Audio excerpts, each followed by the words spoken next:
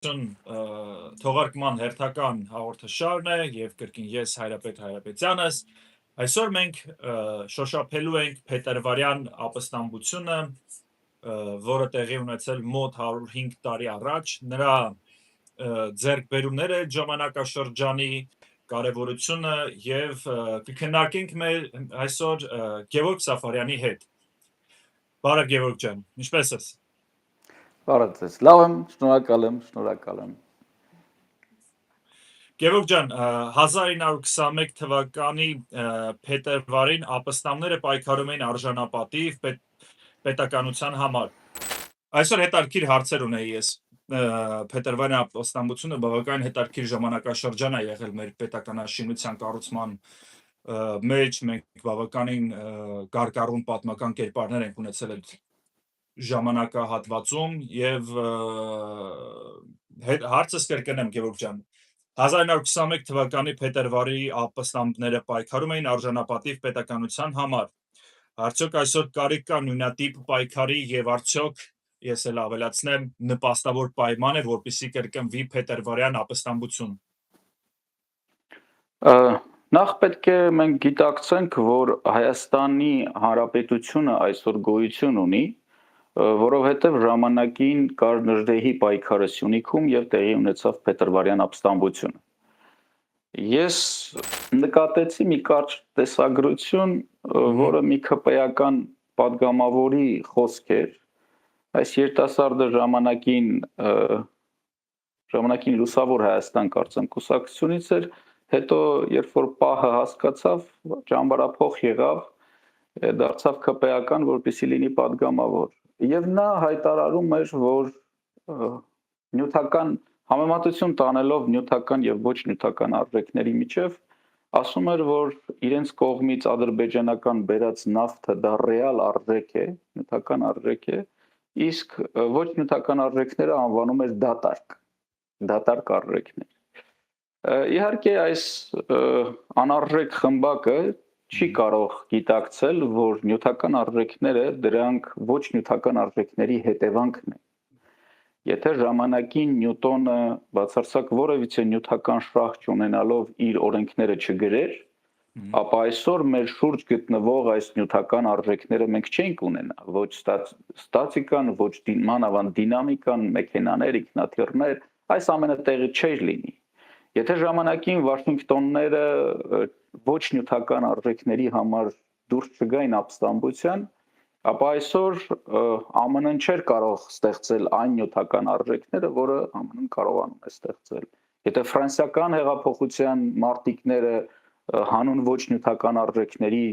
տարիներով կռիվ չտային, այսօր Ֆրանսիան չէր լինի ուրեմն եվրոպական առանցքային այդ պետությունը։ Եվ եթե չլիներ Նժդեհի պայքարը եւ չլիներ Փետրվարյան ապստամբությունը, ապա այսօր Հայաստանի Հանրապետությունը գոյություն չէր ունենա, որպեսզի այդ քպեական падգամավորն էլ լիներ այդ հանրապետության падգամավոր եւ համարեր հայրենասիրությունը դատարկ արժեք։ Ցավոք սրտի համեմատությունը, երբ որ մենք տանում ենք, կան շատ ցավալի ընդհանրություններ, որովհետեւ նաեւ 100 տարի առաջ մեր ազգաբնակչության մի զգալի մասը հավատալով կոմունիստական, բանվոր-գյուղացիական հասարակություն ստեղծելու սին, ուրեմն խոստումներին, որ բանվորները, գյուղացիները այլևս ապրելու են անհոգ եւ հարուստ, հետագայում մենք տեսանք, թե ինչպես վարվեց այդ ռեժիմը այդ բանվոր-գյուղացիական հասարակության հետ, եւ նրանցից շատերը ցավոք սրտի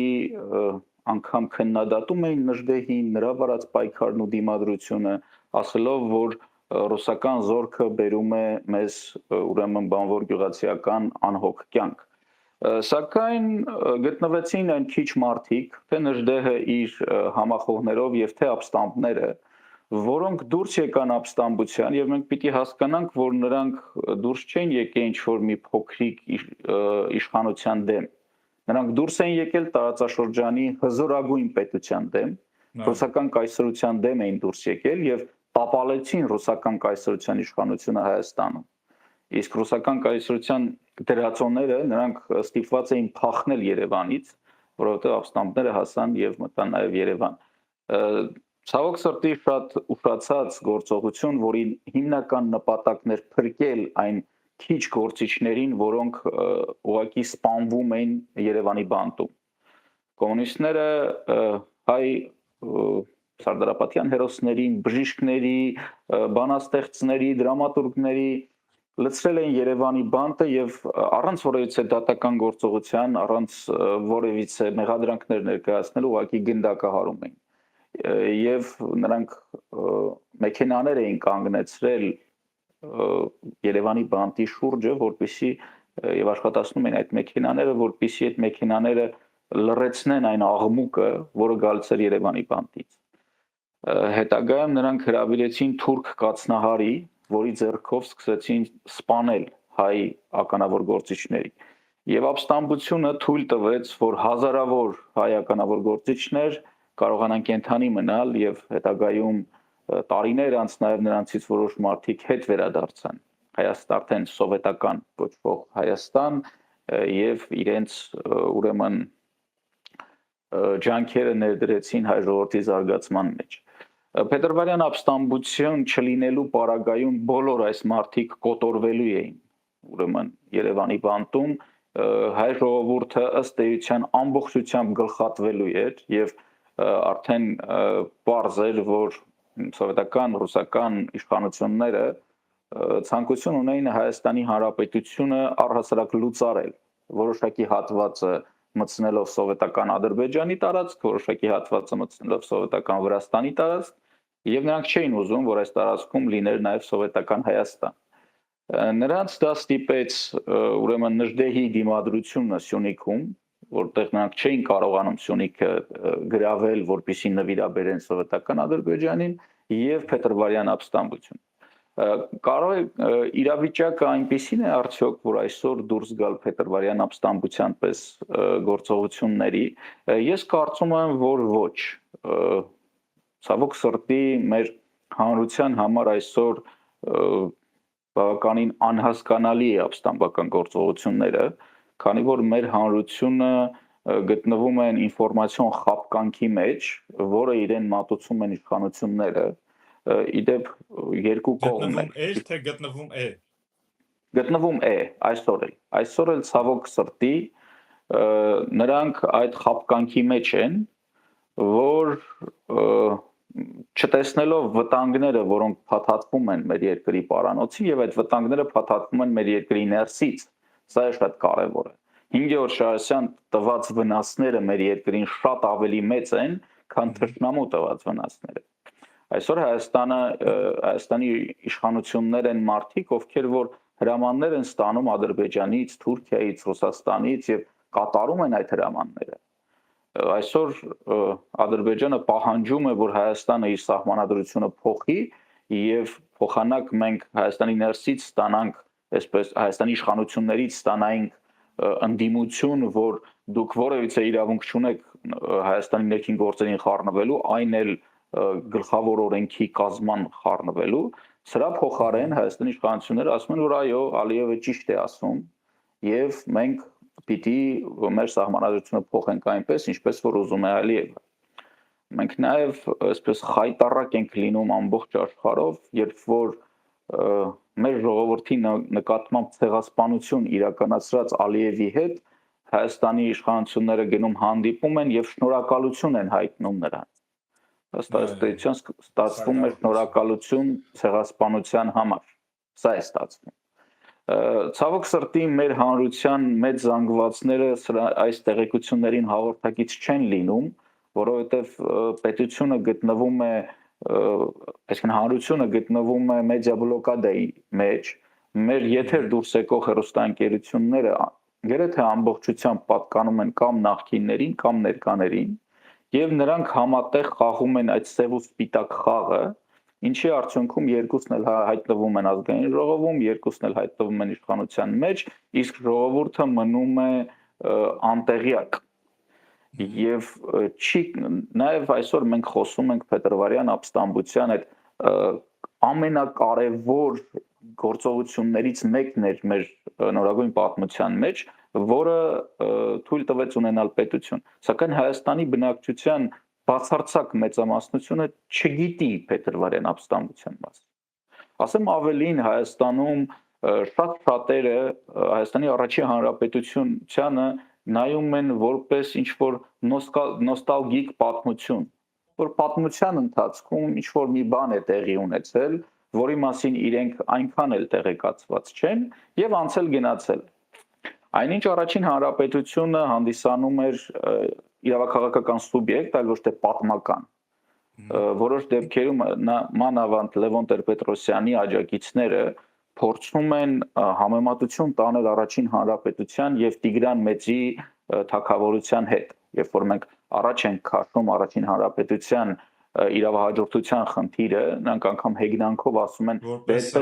ծաղրանք, հա, որ տենց է։ Այո, որ դեպպես որ լինի կարող ենք հասնել Տիգրան Մեծի թագավորությանը։ Այնինչ Տիգրան Մեծի թագավորությունը դա պատմական իրողություն էր, իսկ առաջին հանրապետությունը դա իրավաքաղաքական կառույց է։ Իդեպ, այստեղ շատ կարևոր մի բան կա, Հայաստանի հանրապետության դրոշը դա առաջին հանրապետության դրոշն է։ Հայաստանի հանրապետության գերբը, զինանշանը, դա որոշակի փոփոխությամբ առաջին հանրապետության զինանշանն է։ Հայաստանի հանրապետության հիմնը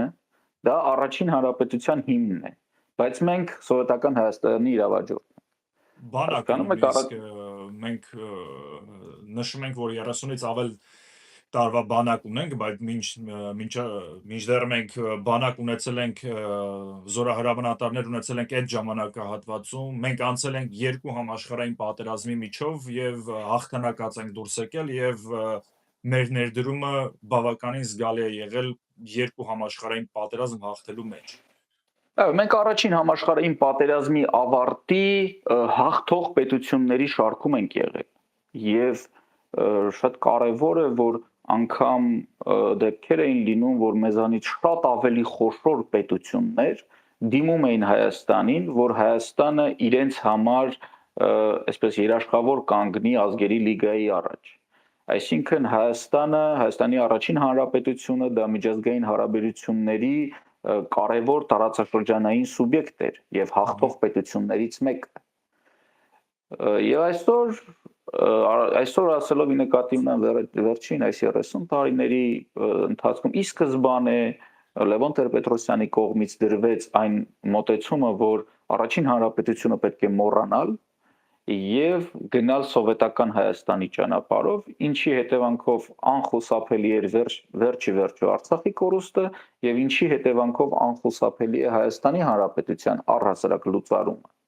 որովհետեւ սովետական Հայաստանը կառուցված է այնպես, որի տարածքներով Հայաստանի Հանրապետություն գոյություն ունենալ չի կարող։ Հա թուրքական սորքը փաթաթված Սյունիքի պարանոցին պետություն դու չես կարող պաշտպանել եւ կառուցել։ Այնտեղ ընդամենը 30 կիլոմետրանոց մի պարանոց է, որը կփակեն ժամերի ընթացքում։ Այսինքն եթե սուվերեն տարածք ենք տալ, մեր սուվերեն տարածքից Սյունիքը մի հատվածը տալիս ենք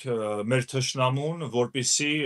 մեր Արցախի մարզից, մեր Սյունիքի մարզով միանա մեր Նախիջևան մարզին, абսուրդի մակարդակից է, որ մեր սուվերեն տարածքից ինչ ենք հանձնում, որպիսի շահագործեն իբրև թե օտարերկրյա ընկերություն, բայց շահագործելու են մեր թշնամիները, չէ։ Հանձնում ենք, որովհետև այդ սուվերենը չկա։ Սուվերենի պաշտպանը պետք է պետությունը լինի։ Ով ասում է, որ սա իմ գերիշխանության ներքո է, եւ ես իմ գերիշխանությունը որևիցե պարագայում չեմ զիջի։ Այնինչ մենք ունենք իշխանություններ, որոնք որ ոչ միայն զիջում են, այլ ընդհակառակը ասում են մենք հենց այսպիսի քաղաքականություն պիտի վարեինք միշտ անընդհատ զիջելով, որովհետև դա է այն քաղաքականությունը, որը բերելու է Հայաստանի զարգացմանը։ Նորից ես օրինակը որ բերեցի այդ ԿՊ-ական, ուրեմն նյութապաշտ պատգամավորի, սա առանձին դեպք չէ ԿՊ-ի պարագայում։ Այս մարդիկ ոչ նյութական արժեքներին հաղորդակից չեն եւ անգամ նրանցից մեկին ես հիշում եմ Թումանյանի ծննդյան օրվա այդ միջոցառումների շրջանակում ուղղակի մեկը մոտեցավ ազգային ժողովում եւ հարցրեց թե դուք Հովհաննես Թումանյանի ինչ ստեղծագործություն կառանձնացնեք Այդ падգամավորը քպեական падգամավորը ասաց, գիտեք ինչ, ես գերականությունից լավ չեմ, Հովհաննես Թումանյանին չեմ ճանաչում։ Այս մարդիկ հաղորդակից չեն հաղորդակից չեն Եվ այն զարմանում, եւ չեմ զարմանում ճիշտ ասած, բայց երևի Նրանք հաղորդակից չեն այն արժեհամակարգին, որը որ մեր ազգային արժեհամակարգն է, հա, որը նաև հենված է Թումանյանների, Սևակների, Իսահակյանների, իդեպ Իսահակյանը շատ մի հրաշալի ստեղծագործություն ունի հենց նյութապաշտության դեմ, հա, ես ձեզ ասում եմ կգա ոգուսով այս падգամը ինքը հղեց հենց այդ նյութապաշտական մոտեցումների դեմ, որ եւ դուք կքաղցեք ճոխսեղանի մոտ, այսինքն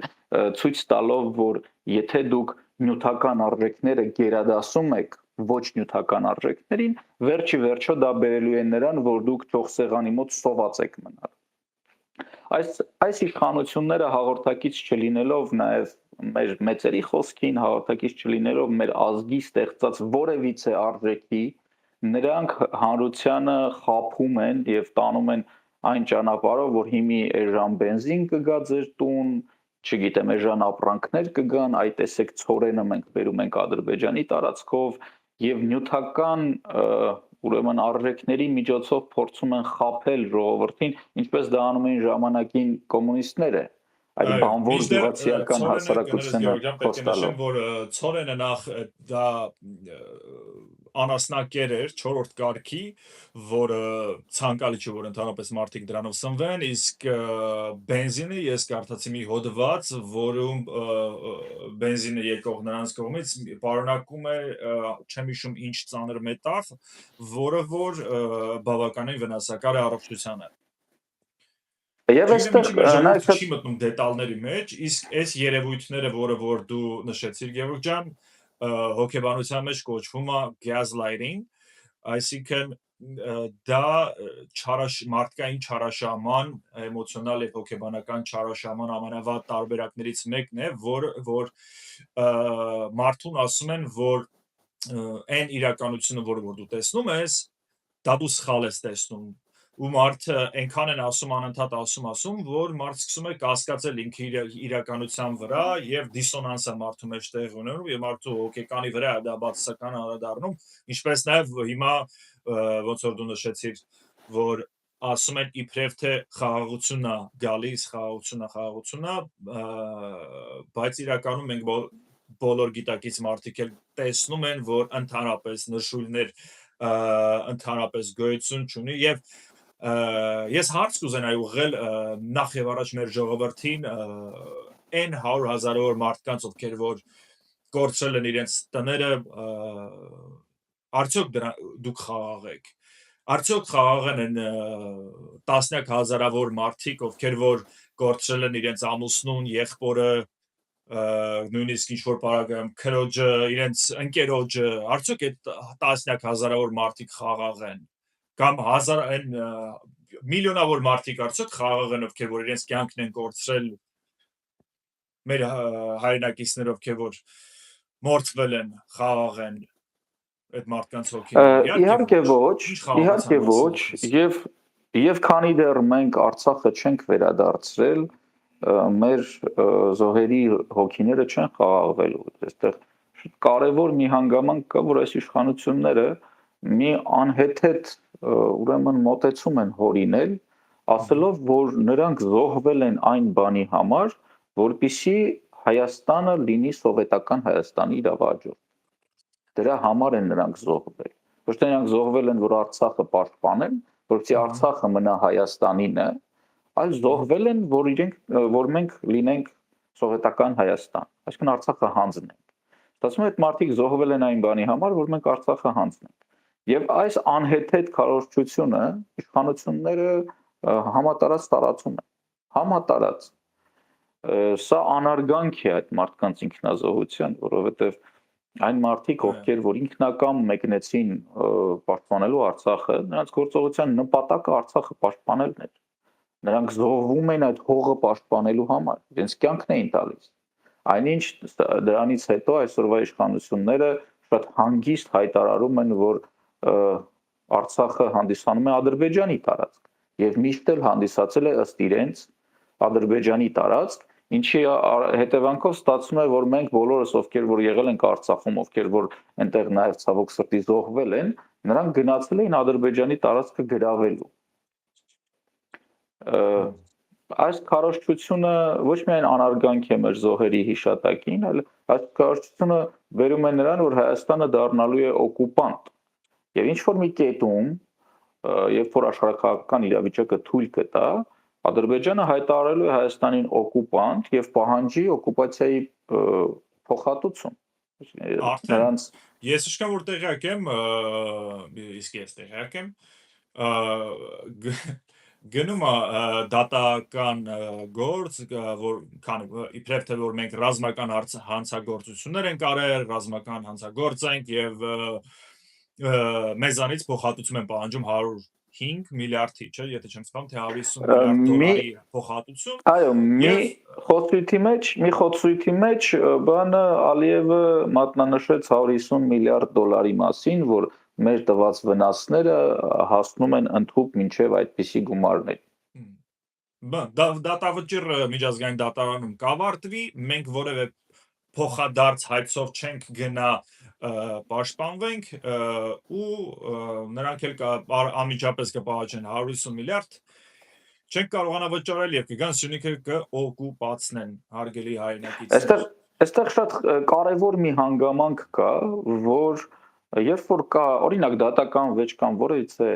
թեկուզ եւ քաղաքական բնույթի վեճ, պիտի լինեն վիճող կողմեր։ Երբ որ երկու կողմն էլ համաձայն են այն դիրքորոշմանը, որ դա Ադրբեջանի տարածք է, ըստ էության վեճն է վերանում։ Հասկանում եք, եւ ըստ էության այդ դատավճիռը արդեն իսկ հայցի պահին պարզ է, որովհետեւ մի կողմը ասում է, որ սա իմ տարածքն է, ուրեմն Հայաստանը իմ տարածքը գրավել է, եւ հայկական կողմը կրկնում է, որ այո, դա Ադրբեջանի տարածքն է։ Դե եթե այդպես է, ուրեմն մենք հանդիսանում ենք օկուպանտ։ Այսինքն դատական հայցը հաղթել այն պարագայում, երբ որ դու չես վիճարկում այդ հայցը, երբ որ դու համաձայն ես հայցվորի հետ, դրա հետևանքը 100%-անոց է։ Այսինքն եւ դրա հետևանքը ոչ միայն լինելու է ֆինանսական պահանջներ, դրա արդյունքում Հայաստանը վերածվելու է քաղաքական ոչնչության միջազգային հարաբերություններում, ինչպիսին վերածվեց օրինակ Գերմանիան երկրորդ համաշխարհային պատերազմից հետո։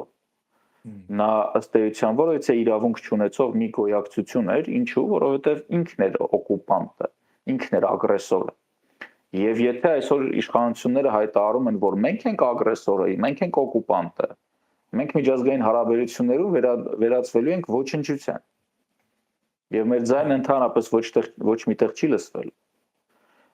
Այս գործընթացները ցավոք սրտի իշխանությունները կարողանում են կոծկել հասարակությունից, որովհետև իրենց նաև շատ լավ օգնում են այսպես կոչված նախկինները, եւ մեդիա դաշտում երկուսով այս բոլոր երևույթների մասին չեն խոսում, երկուսով էլ խոսում են, որ Հայաստանը դա սովետական Հայաստանի իրավահաջորդն է, ինչի արդյունքում երկուսով էլ ըստ էության մեզ հայ ժողովրդին ագրեսոր են անվանում, ինչը բերելու է շատ վատ հետևանքների։ Ցավոք սրտի մեր ժողովրդին այս տեղեկությունները չեն հասնում, իրականության մասին տեղեկությունները, ինչի արդյունքում հենց այդ ապստամբական հոգեվիճակին մեր ժողովուրդը չի գալիս։ Սակայն փետրվարյան ապստամբությունը կարելի ասել անարդարության դեմ էր, մարդկանց վրա այնպեսի հարկեր էին դրել, եթե ինչ-որ մեկ ուներ ավել սպիտակեղեն նույնիսկ պետքա երկրորդը հանձներ կարմիր բանակին, Սևանի բնակիչները պարտադիր պետք է ձուկ որսային հանձնեին, մարդիկ գյուղացիներից մտնում թալանում էին ինչ որ ունեին ուտելիք, ոսկի, ունեցվածք էական չէր, ուղղակի թալանում էին մեր ժողովրդին եւ դրանից սկսեց արդեն ապստամբությունը։ Արդյոք դուք կանխատեսում եք, որ նմանատիպ ժամանակներ մեզ սպառնում են, սպասվում է։ Այսօր էլ հայ ժողովրդի թալան է գնում, ուղղակի այդ թալանը գնում է կոծկված, այդ թալանը գնում է օրենքի ուժով։ Այսօր մարդիկ ընդհուպ, գիտեք ինչ, տարիների ընթացքում մարդիկ կապիտալ են կուտակել, մարդիկ անգամ վարկերով տուն էին գնում, որպեսզի իրենց ապագայի համար, որպեսզի ապագայում կապիտալ ունենան։ Այսօր գործընթացները գնում են հակառակ ուղղությամբ։ Մարդիկ ստիպված իրենց տունը վաճառում են, որովհետև նրանք չեն կարողանում այդ ծանր հարկերը տալ։ Գույքահարկը այնքան բարձր է եւ գնալով բարձրանում է Հայաստանում գույքահարկը։ Եվ մարդիկ ստիպված են լինում իրենց կապիտալից հրաժարվել, որովհետև գույքահարկը չեն կարողանում վճարել։ Այսինքն իշխանությունները թալանում են ժողովրդին, բայց թալանում են օրենքի ուժով։ Կամ օրինակ Երևանի տրանսպորտի գինը թանկացրեցին եւ փորձում էին 3 անգամ թանկացնել գինը, քանի որ եղավ ընդվզում, իշխանությունները նահանջեցին եւ 1.5 անգամ թանկացրեցին, խոստանալով, որ հետո ավելի կբարձրացնեն։ Սա այն պայմաններում եւ նրանք դա պատճառաբանում են նրանով, որ իրենք պիտի նոր ավտոբուսներ գնեն եւ փող չունեն նոր ավտոբուսների համար։ Սա այն պայմաններում եւ որ մեկ տարվա ընթացքում միայն նոր տարվա տոնական կազմակերպված տարբեր միջոցառումների վրա քաղաքապետարանը ծախսում է $800 միլիոն։ Երբ որ միայն տոնածառի 800 միլիոն դրամ այո, դոլար ասացի, 800 միլիոն դրամ, այո։ Դրամն էլ էլի абսուրդային թիվ է, Այո, Երևան քաղաքի համար 800 միլիոն դրամը դա շատ մեծ թիվ է։ Դա մոտավորապես մոտենում է միլիարդին։ Եվ դա ծախսվում է ընդհանրապես ինչ-որ տոնական արարողությունների համար։ Միայն ուրեմն հրապարակում տոնածառի լույսերի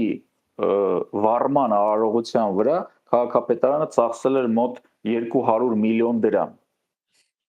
Միայն մի գործողության համար, որի վրա 200 դրամ էլ պետք չէր ծախսել։ Այսինքն քաղաքապետը կարող էր գնալ միացնել այդ լույսերը, գնալ տուն։ Բայց նման ճոխ ծախսեր են անում։ Հիշեցնեմ, որ Երևանի քաղաքապետի երթմնակալության արարողության համար ծախսվեց մոտավորապես 90 միլիոն դրամ։ Որ գնացող երթում ընդունի որ ինքը պիտի կաբինետից իջներ իրենց դահլիճը, անգամ դահլիճը չէին վարձել, դահլիճը քաղաքապետարանն էր։ Քաղաքապետարանի դահլիճ ձեռքը դնի մի քարի վրա, ասի ես երթվում եմ ծառայել քաղաքին։ Այս գործողության համար ծախսվեց մոտ 90 միլիոն դրամ։ Եվ եթե քաղաքը ունի այդպիսի ճոխություններ անելու հնարավորություն, հարց է առաջանում, իսկ ինչի ավտոբուս գնելու հնարավորություն չունի։ Այսինքն նրանք թալանում են ժողովրդին, որովհետև այդ գումարները, այդ 200 միլիոն դրամը կամ 800 միլիոն դրամը, որ նրանք ծախսում են, իրականում վերջում հայտնվում է իրենց գրպանում, որովհետև այն ընկերությունները, ում հետ իրենք պայմանագրեր են կնքում եւ քաղաքային բյուջեից վճարում են, այդ ընկերությունները կամ իրենցն են, կամ փոխկապակցված են իրենց հետ, կամ էլ ատկատ են իրենց տալիս։ Ինչի արդյունքում Տիգրան Ավինյանը գնեց մի 5 հարկանի տուն, այսինքն դա կարելի է բնակելի շենք գնեց իր համար։ Իրենք որ ասֆալտով էին երթվում իրենց ու ամբողջ ժողովուրդը տենց բատեսեք ինչ ասֆալտ են արել, ինչ ասֆալտ են անում, դա ասֆալտ, բայց վերջերս էլի մինյուտ տեսանյութ որտեղ ապացուցվում էր, որ այդ ասֆալտը որակը ուղղակի շատ ցածր է, եթե մեղմ ասեմ 5 սանտիմետրի փոխարեն պետք է լինի 5 սանտիմետրի փոխարեն 3 սանտիմետր է պլյուս ցեմենտ չի տակը եւ դրա համար հիմա արդեն մեր հայրենակիցներ ովքեր որ հպարտանում էին ասֆալտով Նիկոլի արդեն դարու փոսերն են տեսնում այդ քթված ասֆալտի ես անցնեմ հաջորդ հարցին Գևորգ ջան պայքարող այս շատ հետաքրքիր հարց է պայքարող մարդու հոգեբանական ուժը որտեղից է գալիս գալիս է դա մի կողմից դա գեներով է փոխանցվում որոշ մարդկանց սակայն մարդը ձևավորվում է իր կյանքի ընթացքում ձևավորվում է մանկուց ձևավորվում է դաստիարակվելով իր ծնողների կողմից ձևավորվում է դաստիարակվելով այն միջավայրի կողմից որտեղ ինքը մեծանում է ես ինչի համար խոսեցի մեր մեծերից ովքեր որ ում ստեղծագործություններով նաև մենք ձևավորվել ենք եւ այսօր երբ որ իշխանությունները ասում են որ մենք պետք է մոռանանք Մասիսը, մոռանանք Արարատը եւ հիշենք Արագածը դա նշանակում է որ մենք պետք է մոռանանք Սևակին, մենք պետք է մոռանանք Թումանյանին, մենք պետք է մոռանանք բոլոր այն մեծերին ում ստեղծագործություններով մենք որպես անձինք, այդ թվում նաև որպես պայքարող մարդիկ ձևավորվել ենք, որովհետև բոլոր այս հենասյունները մեր ինքնության նրանք հղում են կատարել Արարատին եւ Թումանյանը ասում էր, որ նոր Հայաստանի լուսաբացը բացվելու է Արարատից։ Եվ բոլոր մեր մեծերը Շիրազը, ուրեմն Չարենցը, Սևակը, բոլորը իրենց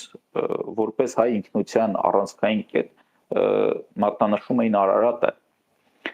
Եվ երբ որ մենք այս իշխանությունը փորձում է մոռացության տալ Արարատը, նա փորձում է մոռացության տալ ամբողջ այդ ինքնությունը, այդ ամբողջ գրականությունը,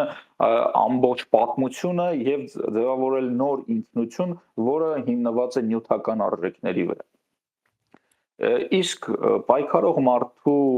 արժեքները երբեք նյութական չեն լինում։ Պայքարող մարդը ինքը միշտ զոհում է նյութական արժեքները, որոշ դեպքերում նաև ոչ միայն նյութական արժեքներ, այլ իր առողջությունը, կյանքը, իր բարեկեցիկ ապագան, ամեն բան զոհում է հանուն պայքարի, որովհետև այդ պայքարը չի մղվում ինքնանպատակ, այդ պայքարը մղվում է հանուն ամենաբարձր արժեքների, հանուն արդարության, հանուն ազատության, հանուն հայրենիքի, հանուն ժողովրդի եւ այդ արժեքները կրող մարդիկ չեն կարող ուղղակի կողքից նայել, թե ինչպես են այդ արժեքները ոտնահարվում, ինչպես է ոտնահարվում արդարությունը մեր երկրում եւ դա նորություն չէ այս տարիների ընթացքում։ Արդարամիտ մարդը, երբ որ տեսնում է անարդարություն, որը իրականացվում է անգամ ինչ որ օտարի նկատմամբ, ինչ որ մի օտար տեղում, դա իր համար անհանդուրժելի է։ Երբ որ անարդարությունը կիրառվում է իր ազգի նկատմամբ, իր հարևանի նկատմամբ, իր բարեկամի նկատմամբ, արդարամիտ մարդը դա հանդուրժել չի կարող։ Հայրենասեր մարդը չի կարող իր հանգիստ ապրել իր կյանքով, երբ որ տեսնում է, որ կեղեքում են իր հայրենիքը։ Եվ տարիների ցանկա մարդու մոտ առաջանում, ինչը առողջ երևույթ է, չէ, որ տեսնես ինչ որ մեկը կտանքներ է ապրում կամ շատ ծանր իրադրության մեջ է, թե ֆիզիկապես, թե հոգեպես, թե սոցիալապես, մարդու մոտ, նորմալ մարդու մոտ, անգլերենով ու գիտական տերմինով կոչվում է mirror neuron, highline նեյրոններ, երբ որ դա աշխատում է բարգում, երբ որ մեկը հորանջում է, դու էլ ես սկսում հորանջել, դա այդ highline նեյրոններն է, որ աշխատում է մարդու մոտ, հետեւաբար կարեկցանքն էլ է դրանից գալիս, սակայն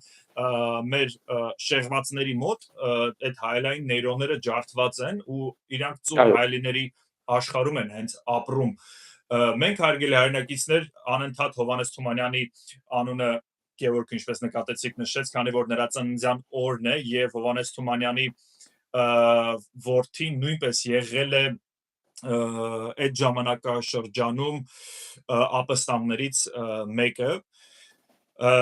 եւ ես իմ կողմից կուզենայի այս միտքը Գևորգի եթե թույլ կտաս շարունակեմ, որ գոյություն ունի role model հասկացողություն, դա նույնպես անգլերեն տերմին է, որը որ մենք ընդօրինակում ենք ոչ թե մեր ծնողներից, այլ նաև ունենք այլ ծնողներ նույնպես նկատի ունեմ ընդօրինակում ենք մեր գրողներից, մեր ազգային հերոսներից, հարևաններից կամ ինչ որ թաղային հեղինակություններից որոշ մարդիկ, այնպես որ ծնողը չի լինում մեկը, ասում է մի երեխա դասիրակելու համար գյուղ է պետք։ Հետևաբար այն մարդիկ, ովքեր որ ասում են, որ մոռացեք այն մարդկանց, ովքեր որ ձեզ հոգևոր ժառանգություն են թողել կամ ցանկացած տեսակի ժառանգություն են թողել եւ մի հենվեք նրանց վրա, ես այդ մարդկանց մենակ կասեմ, որ գիտեք, դուք էլ ձեր հայրերին մոռացեք ու ուրացեք ու անցեք առաջ։ Գևորգ ջան, անցնենք հաջորդ հարցին, ապստամբությունը պարտադրված թե գիտակցված ընտրություն է։ Այս հարցը ես կարծում եմ, որ միանշանակ գիտակցված ընտրություն է, բայց կուզեմ ձեզ լսեմ։ Եթե մենք խոսում ենք ապստամբի տեսանկյունից, այսինքն անձ, որը որ հասկանում է, թե ինչ բան է ապստամբություն եւ ինչի համար է պետք դա իրականացնել, ապա դա գիտակցված մոտեցում է։ Եթե մենք խոսում ենք փետրվարյան ապստամբությունը իրականացնող մարդկանց մասին, Նրանց պարագայում դա անգամ քննարկելի չէ, քանի որ այդ մարդիկ մինչ ապստամբությունը նաև ցուցաբերել են գիտակցված պայքար հանուն ազատության, սակայն ինքնին ապստամբության գործողությունը, որը տեղի ունեցավ փետրվարյան ապստամբության, ավելի շուտ հարկադրված գործողություն էր, որովհետև այն կարմիր տերորը, որը մտավ Հայաստան, ցնցեց բոլորին, եւ եթե չլինեին այդ գործողությունները, եթե չլինեն հայ գյուղացու կեղեքումը, եթե չլիներ մեր ականավոր գործիչների սպանությունները, հնարավոր է եւ ապստամբները զերծ մնային նման ապստամբական գործողություններից, սակայն երբ որ այդ ամեն ինչը տեղի ունեցավ, մարդիկ արդեն հարկադրված էին, որովհետեւ պետք էր փրկել մարդկանց։ Երևանի բանտում մեր ականավոր գործիչներին ուղղակի կոտորում էին։ Շատերը գնացին Լեռնահայաստան, որպեսզի փրկվեն, չէ, ինչ որ այո, ապստամբությունից հետո ցավոք սրտի, երբ որ խորհրդային զորքերը Վրաստանից ետ եկան Հայաստան, այլևս ուժ չկար նրանց դիմադրելու եւ բազմաթիվ ականավոր գործիչներ միացան Լեռնահայաստանում Նժդեհին, հետագայում անցնելով Արաքսը նրանք տեղափոխվեցին Պարսկաստան եւ շատերը ծրվեցին աշխարհով մեկ դառնալով հենց ինքը Նժդեհը գտնվելով ԱՄՆ-ում դարձավ հայկական համայնքի առանցքային դերակատարներից մեկը, ինչպես նաև մի շարք այլ գործիչներ տարբեր երկրներում, նրանցից որոշները հետագայում նաև վերադարձան սովետական Հայաստան, երբ որ այդ բռնի գործիքը կոմունիստական մի քիչ ավելի թուլացավ, ավելի հանդուրժող դարձավ, հիշենք, որ հազարավոր եւ 100 հազարավոր մարդիկ աքսորվում էին Հայաստանից, այդ թվում նաև Թումանյանի զավակները, հայտնի այն մոտեցումը, որ այսպես կոչված հայ Նիկոյանը եւ Թումանյանի կինը գնում է նրան խնդրելու, որ իր որդիների վերադարձնեն, նա փակում է դուռը նրա առաջ, այս խոսույթը միշտ առկա է եւ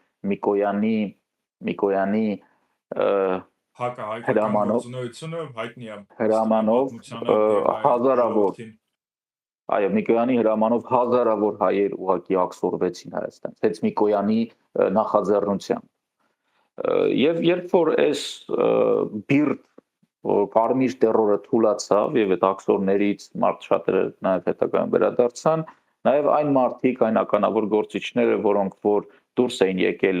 Պարսկաստանով Հայաստանից, վերադարձան սովետական Հայաստան եւ դարձան սովետական Հայաստանի մշակութային գիտական առանցքը։ Շատերը նախորդ երևի 2 սերունդ առաջ ապրող մարդիկ շատ լավ գիտեին եւ խոսում էին սրա մասին, որ եթե չլիներ այդ ներգաղթը, ապա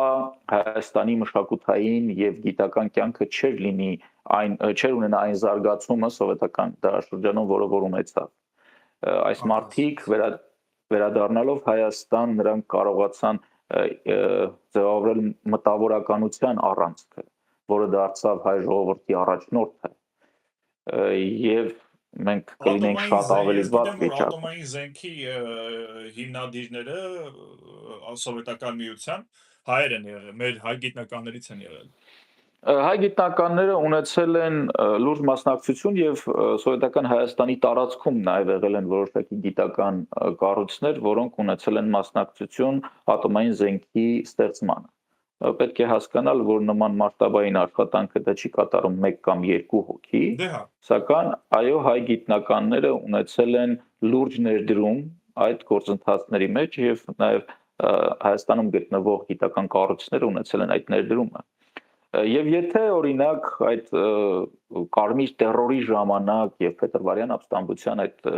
ժամանակահատվածում կոմունիստներին հաջողվեր գլխատել այդ մարդկանց, այդ հազարավոր մարդկանց, որոնց նրանք փորձում էին ոչնչացնել, ապա հայ ժողովուրդը հնարավոր է եւ այդ ավերակներից չկարողանար վերհառնել,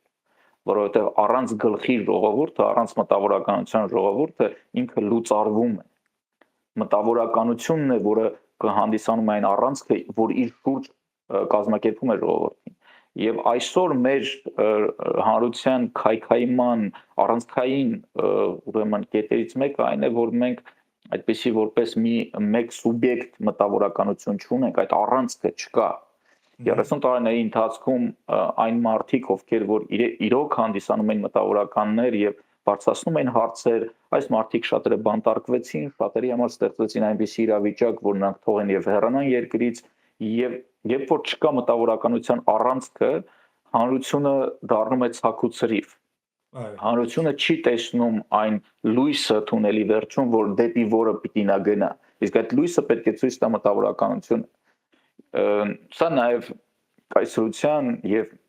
հայաստանյան ադմինիստրացիայի ռեժիմի գործունեության միտումնավոր գործունեության հետևանքն է, որ հանրությունը մնա անգլուխ, հանրությունը մնա առանց այն մարդկանց, ովքեր որ կարող են հանրությանը տանել ճիշտ ուղղությամբ։ Եվ այսօր մեր ամենամեծ խնդիրներից մեկը դա լռող մտավորականությունն է կամ քծնող մտավորականությունն է։ Բայց Գևորգ ջան, ես ուզում եմ մի փոքր համեմատականներ տանեինք մեր վերջին 30 տարվա կամ վերջին ժամանակաշրջանի եւ այդ ժամանակաշրջանի, եթե այդ ժամանակ փորձում էին այդ մտավորականությունը ֆիզիկապես ոչնչացնել, իսկ 90-ականներից հետո ես ինչքան որ ես տեղյակ եմ, մտավորականությունը քշվել է մի անկյուն, միշտ անտեսվել է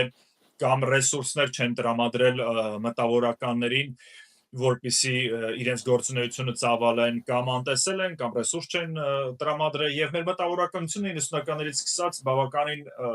շատ գիտնականներ կամ խելացի մարդիկ իրենք զուտ իրենց լույսը չկարողանալով բերել ու ծառայեցնել մեր երկրին ու ստիպված գնացել են ուրիշ տեղ ռեալիզացվելու, չէ՞։ Այո, եւ մի շարք դեպքերում ռեալիզացվել են փայլուն, անգամ որոշ պետությունների որոշ գիտական ճյուղեր ըստ էության հիմնվել են այն հայ գիտնականների կողմից, ովքեր որ ստիպված են եղել լքել իրենց երկիրը եւ գնալ այդ պետությունում աշխատելու, իրենց գիտական գործունեությունը ծավալելու։ Ես շատ եմ բերում այս օրինակը, որ հրեաները անգլիական կայսրությունից ստացան շատ ավելի փոքր ժառանգություն,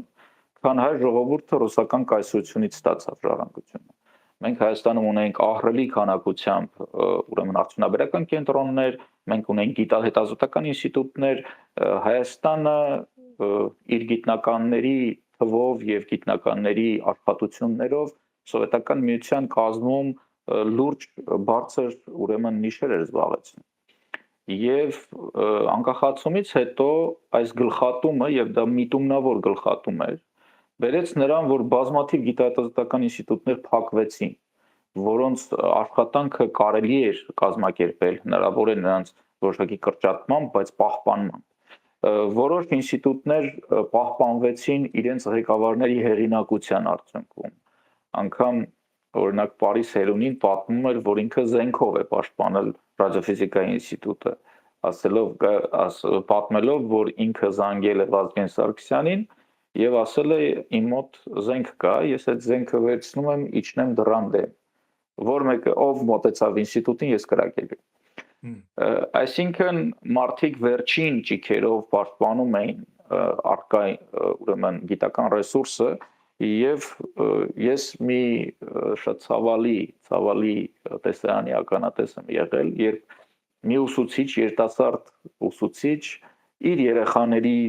հետ միասին վազում էր ինչ-որ ուղղությամբ, ես ճանաչում էի նրանց եւ անհանգստացա, թե ինչ է տեղի ունեցել, կանգնեցրեցի, ասեցի ուր եք վազում, ասեց ռադիոֆիզիկայի ինստիտուտի գրադարանը քանդել են եւ գրքերը լցրել են փողոց։ Եվ ես գնում եմ ինչ որ կարողանամ փրկեմ։ Ռադիոֆիզիկայի ինստիտուտի գրադարանը մի քաշով մեկ ոսկի էր։ Դա ռադիոֆիզիկայի ամբողջ տեսական գիտելիքներ են կուտակված։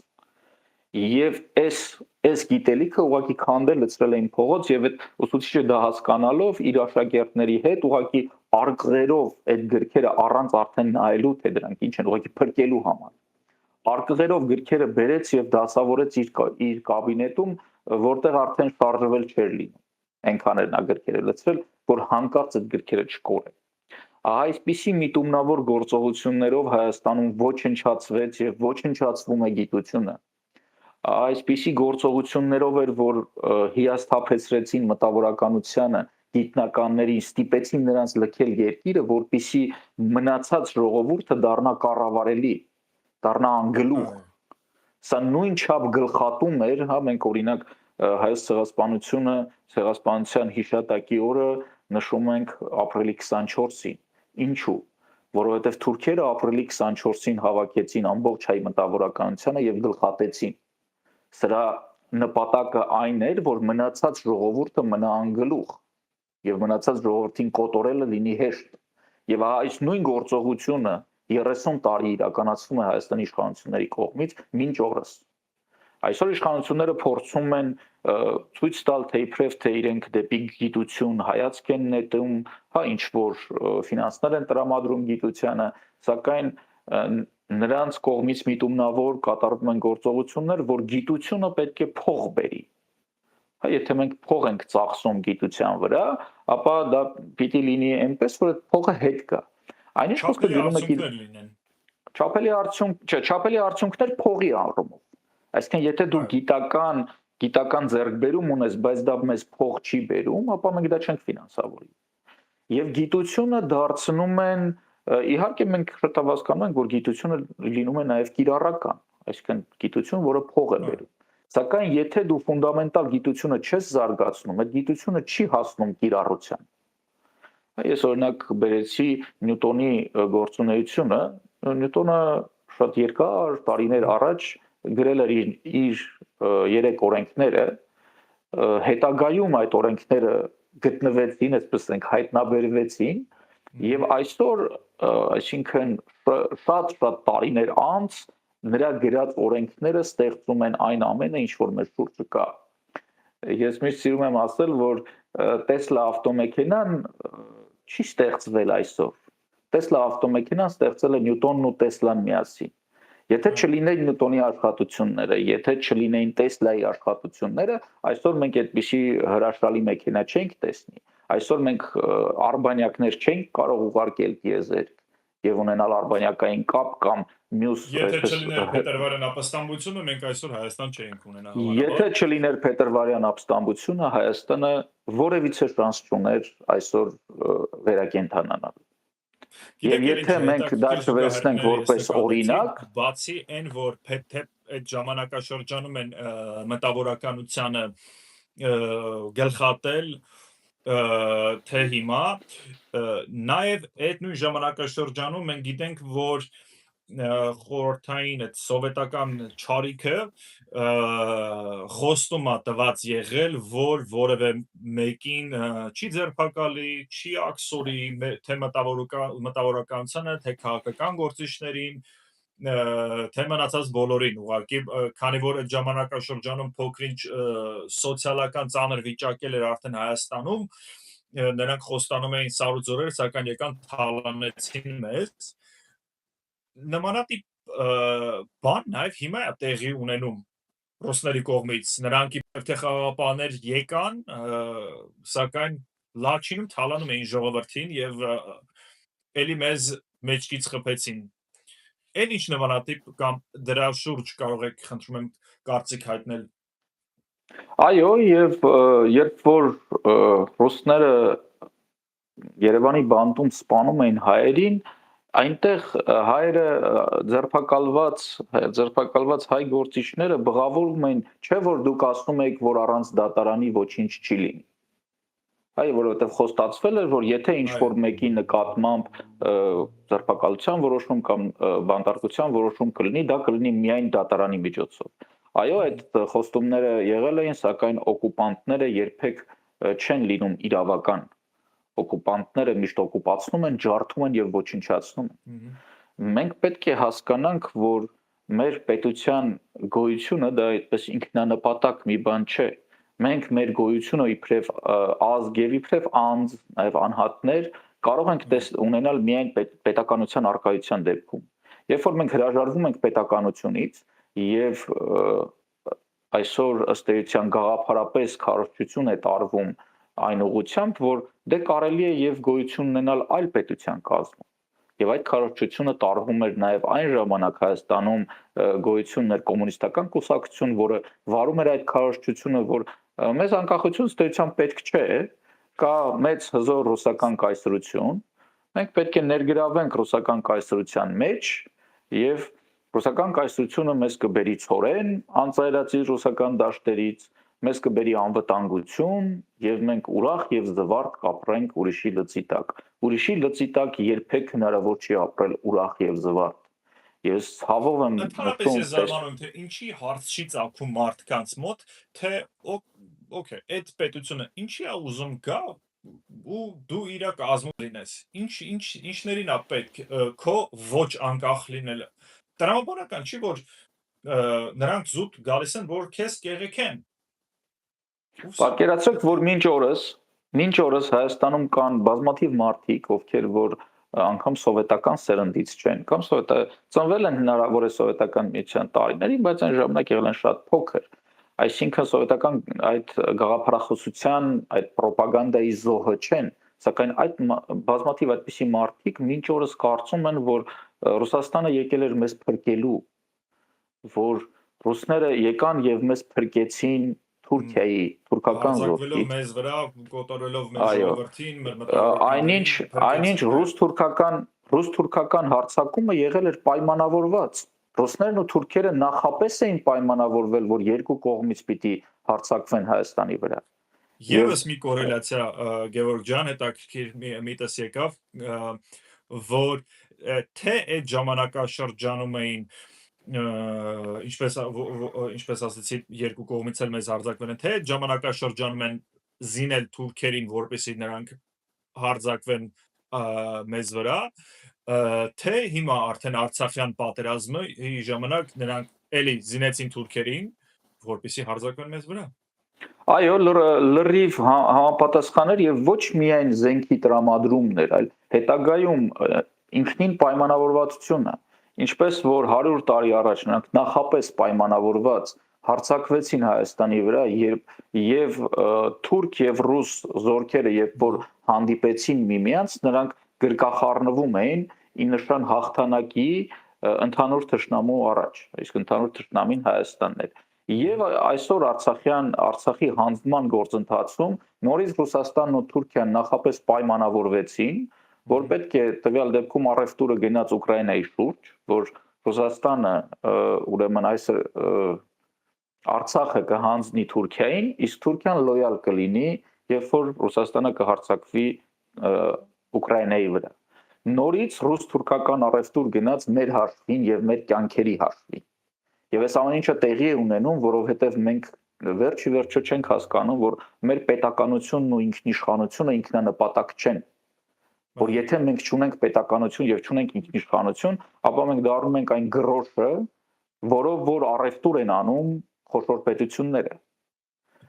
Կարող եք ասել, որ ինչ որ միտեղ մեր պատասխանատվությունն է նաև, որ մենք պետք է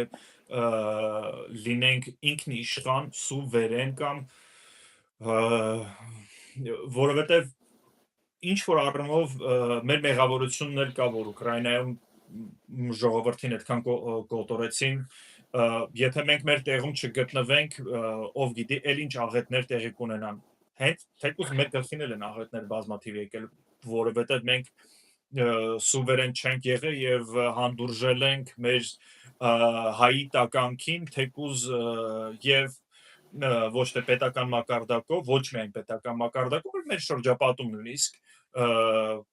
որոշ տականքային նշույլներ փորձել ենք վանենք մի կողմ, այլ ոչ թե պատժենք։ Կարող ենք դա ասել։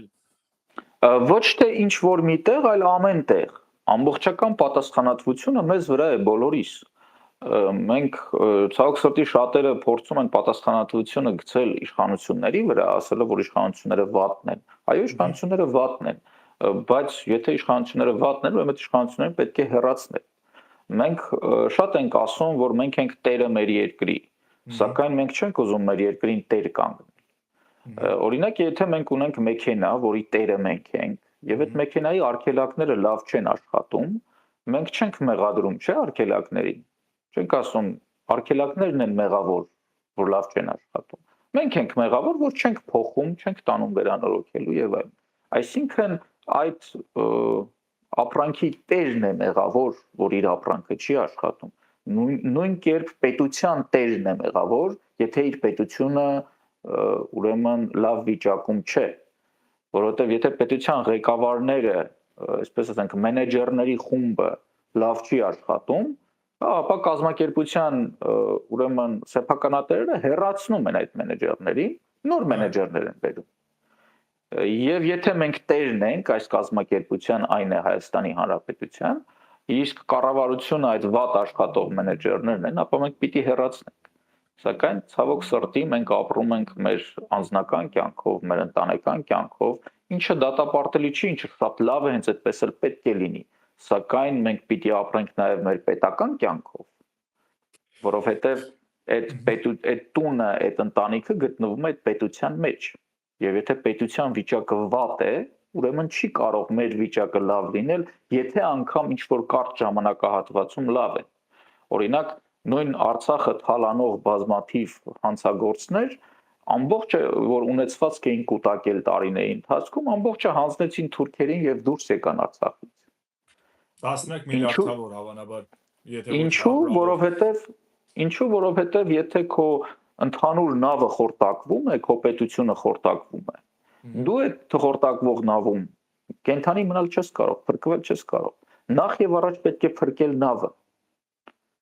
Եվ մենք բացի այդ սեփական ընտանեկան կյանքով ապրելուց պետք է ապրենք նաև պետական կյանքով եւ տեր կանգնենք ոչ միայն մեր տանը, այլ նաև մեր պետության։ Եվ վերջում Գևորգ ջան, մի այսպեսի միտք ծագեց ինձ մոտ, թե ինչի է Փետրվարյան ապոստամբություն ծագել այդ ժամանակ եւ ինչի չի ծագում հիմա։ Միգուցե սխալվում եմ։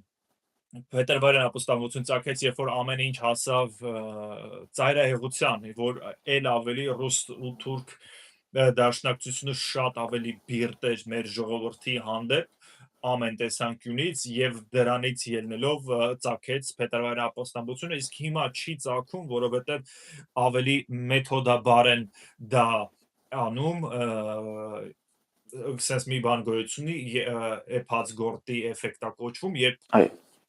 գորտին երացրած ջրի մեջ են գցում, նա մի անգամից ցատկում փախնում է, իսկ երբ որ գցում են գոլ ջրի մեջ եւ քիչ-քիչ երացնում ջուրը, գորտը չի գիտակցում եւ չի փախնում ու մնում է ջրի մեջ ու եռում է։ Հիմա ես կարծում եմ, որ միգուցե այն ծայրահեղ վիճակներով չեն գնում միանգամից մեզ գրոհում եւ ծայրահեղ վիճակի հասնում, մեթոդաբար քերթելով գնում են, որպիսի չծագի թե արտաքին աշխարհում հարցեր եւ թե մեզ մոտ չծագի ապստամբություններ։ Այո, դա այդպես է, այդ մեթոդոլոգիան կիրառվում է բավականին նուրբ, բավականին լավ եւ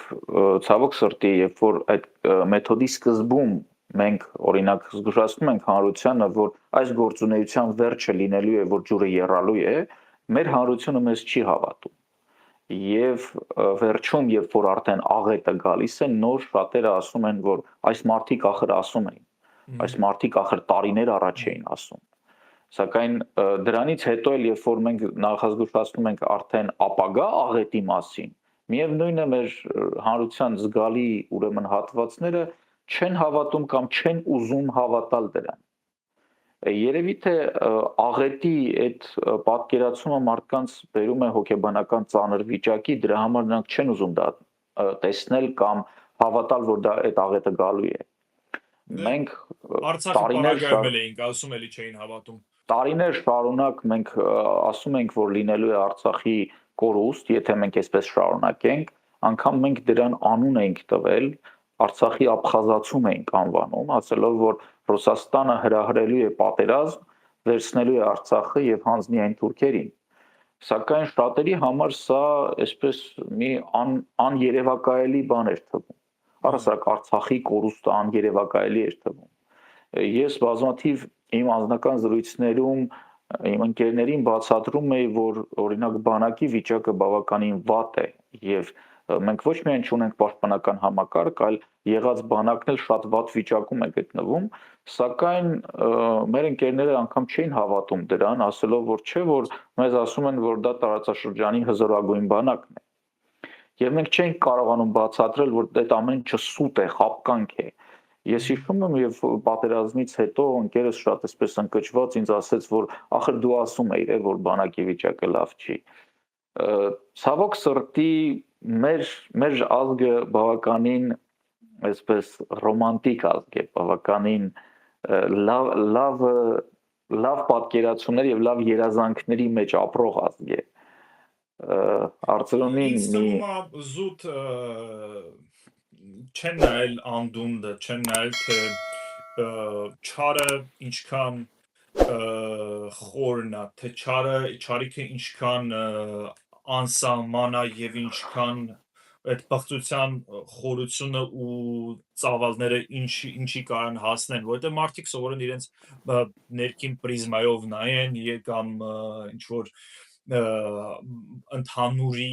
կարծիքը ինտեգրեն իրենց մոտ եւ այդտենց հանգիստ ապրեն ամերաշք մյուսների հետ, հանկարծ չտարբերվեն, որովհետեւ դա էվոլյուցիոն տեսանկյունից դա մահի համարժեք մի բան է մարդկանց համար, որովհետեւ ցեղից դուրս մարդիկ 100,000-ավոր տարիներ եթե մարդ ցեղից դուրս է, անպայման զոհվում էր ու այդ էվոլյուցիոն բանը դեռ մարդկանց մոտ մնացել է, դրա համար որդեգրում են հասարակական ընդհանուր կարծիքը, իսկ հասարակական կարծիքն էլ թելադրվում է գիտենք ում կողմից։ Գևորգ ջան, ինչ կփոխանցես մեր ժողովրդին, ինչ խոսք կուզենաս հայտնել կապված Փետրվարյան ապստամբության հետ։ Փետրվարյան ապստամբությունը մեզ համար պետք է լինի էտալոն։ Փետրվարյան ապստամբությունը պետք է լինի այն լույսը, որ մենք հասկանանք, որ եթե չլիներ Փետրվարյան ապստամբությունը, չէր լինի այսօրվա մեր պետությունը, եւ մենք պիտի հասկանանք, որ եթե մենք մնում ենք пассив եւ չենք գնում ապստամբական ճանապարհներով, խոսքը չի գնում միայն ապստամբելու, օրինակ զենքի ուժով, ինչպես Փետրվարյան ապստամբությունն էր կամ ինչպես Սասնա ծռերը բռնատիրության դեմ զենք բարձրացրեցին, այլ առհասարակ ապստամբական մտածողությունը։ Անկամ մանկուց, այ օրինակ շատ է խոսվում, որ հայկական Հայաստանի դպրոցը դա սովետական դպրոցն է, որտեղ որ երեխային սովորեցնում են հնազանդվել, ոչ թե մտնել քննարկման մեջ, ոչ թե սեփական կարծիք ունենալ եւ կարծիքը արտահայտել, այլ ասում են երեխային դու երեխա ես, ես ուսուցիչ, ես պիտի ասեմ, իսկ դու լսես։ Ահա այսպես է ձևավորվում ստրուկը եւ այսպես ձևավորվում է 30 տարի եւ մինչ օրս հայ դպրոցում ձևավորում են ստրուկ։ Եվ մենք պիտի հասկանանք, որ այս ստրկական մտածողությունից մենք պիտի հրաժարվենք եւ լինենք ապստամբական մտածողության։ Բարձրացնենք մեր կարծիքը, եթե մենք ինչ-որ մի հարցում դժգոհ ենք, չլռենք դրա մասին, անգամ եթե մեր շրջապատում գտնվող մարդիկ այլ կարծիք ունեն։ Խոսել դրա մասին, բանավիճել դրա մասին, այսինքն ապստամբական մոտեցումն է, որ բերում է զարգացման, ապստամբական մոտեցումն է, որ բերում է պետականության ստեղծման։ Հնազանդության մոտեցումը երբեք չի բերելու պետականության։ Եթե դու հնազանդվում ես այն մարդկանց, ովքեր որ ոչնչացնում են քո երկիրը, գտնելով դրան հազար ու մի արդարացում, վերջում դու կանգնում ես կոտրած տաշտակի առաջ, երբ որ տեսնում ես արդեն պետությունը չկա, երբ որ աղետը արդեն եկել հասել է քո դուռը, եւ այսպես տարիներ շարունակ Արցախահայության մեր բարեկամները ապրում էին անհոգ, մինչև որ եկավ այն պահը, երբ որ իրենք ստիպված եղան տունը լքելու։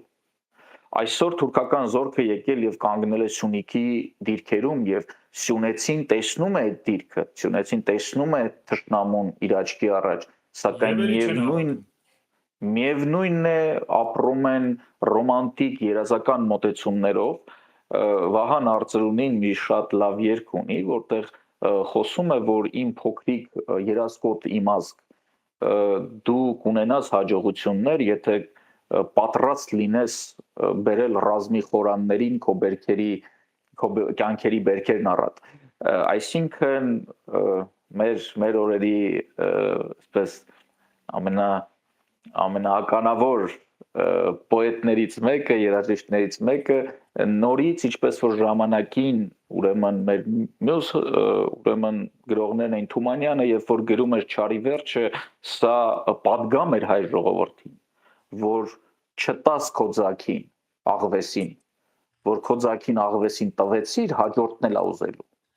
Հաջորդը տվեցիր, մյուսն էլ ուզելու եւ միշտ ուզելու է։ Եվ այսօր էլ մեր օրյա ուրեմն պոետները զգուշացնում են մեզ, որ երազական այդ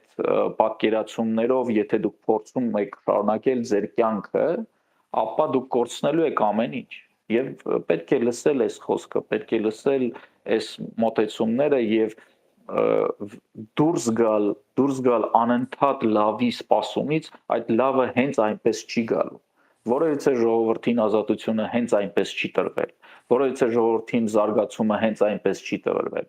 Ես օրինակ բերեցի Ամերիկայի ժողովրդի պայքարը, որը ստեղծեց այս հզոր Ամերիկան։ Ես օրինակ բերեցի Ֆրանսիայի ժողովրդի պայքարը, եւ որպիսի այս ժողովուրդները ունենան այն պետությունը, որը որ այսօր ունեն, այդ մարդիկ տարիներ շարունակ